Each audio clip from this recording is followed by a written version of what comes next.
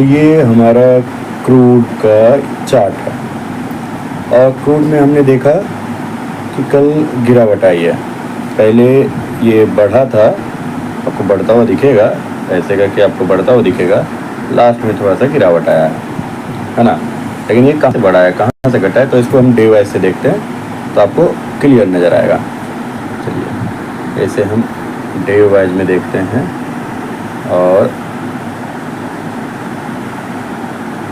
ज़्यादा सही तरीके से हम देख पाएंगे इसमें कि क्या हुआ था मूवमेंट, है ना। तो देखिए कल इसने एक इनसाइड कैंडल बनाया है ना। एक कल जो क्लोजिंग हुई है ना, जहाँ से खुला था वहाँ से तो ऊपर आया और क्लोजिंग जो है उसके ऊपर ही है, तो इनसाइड कैंडल यहाँ पे बनाया है एक पिछले दिन के कैंडल के हिसाब से। अब इनसाइड कैंडल में अगर आप देख पाएँ तो ये सिर्फ 30 पॉइंट का इसमें क्रूड में गिरावट था। हालांकि सिल्वर में गिरावट आपको दिखता है, सिल्वर में गिरावट दिखता है, तो हम क्रूड में भी थोड़ा सा आप कह सकते हो कि गिरावट का पैटर्न में ही चल रहा है। अगर आप ऊपर से नीचे एक लाइन ड्रॉ करेंगे तो उस हिसाब से देखेंगे कि अभी भी ये नीचे वाली पोजीशन पे बना हुआ है।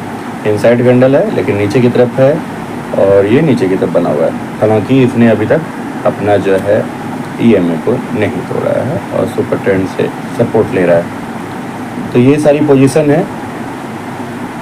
अब इसके ब्याह पे है कि यहाँ पे ये अटक सकता है, इस लाइन में चल सकता है, उसके हिसाब से इंडेक्स क्या क्या रिएक्शन करेगा। चलिए इंडेक्स में जाके देखते हैं।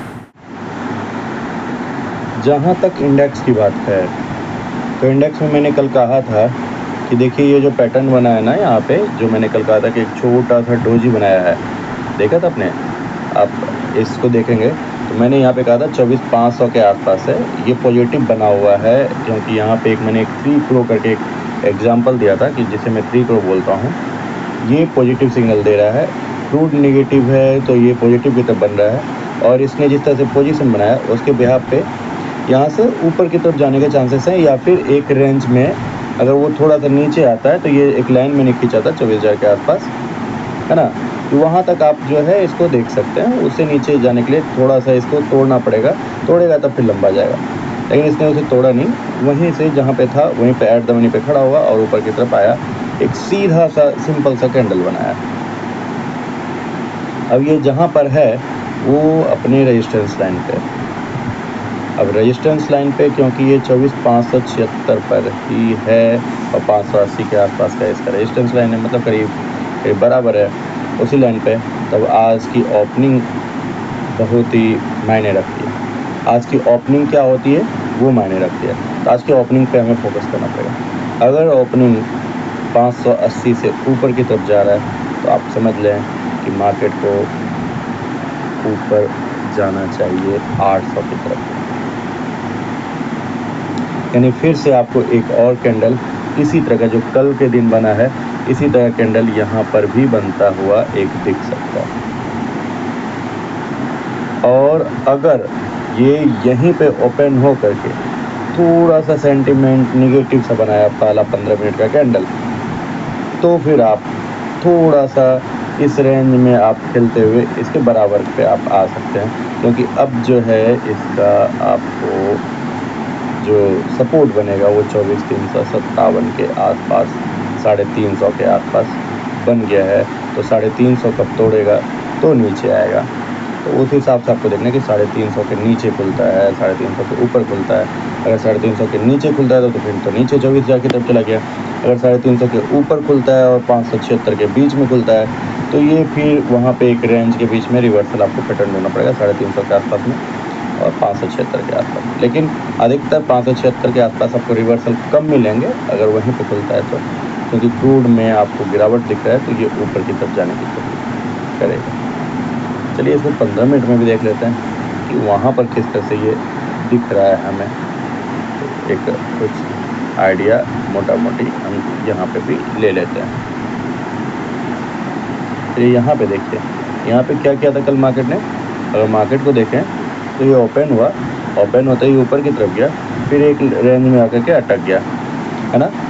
क्यों, अब देखा आपने कि वो जो आपका जो रेजिस्टेंस लाइन है उसके आसपास ही ये घूमता रह गया रेजिस्टेंस लाइन पे। अब आज इसे सपोर्ट चाहिए ऊपर जाने के लिए।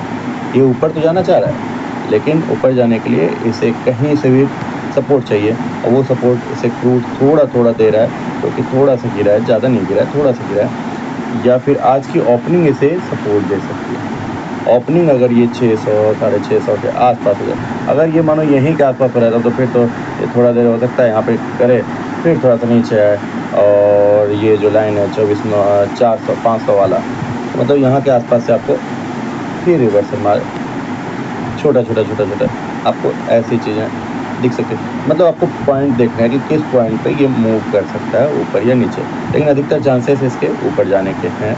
नीचे तभी आ सकता है जब थोड़ा सा ये 24,500 को भी तोड़ दे, तो समझो 500 को तोड़ा तो बस 24,400 की तरफ आएगा, 400 से 300 की तरफ आएगा, जो मैंने आपको अभी डे वाले के हिसाब से पोजीशन बताया।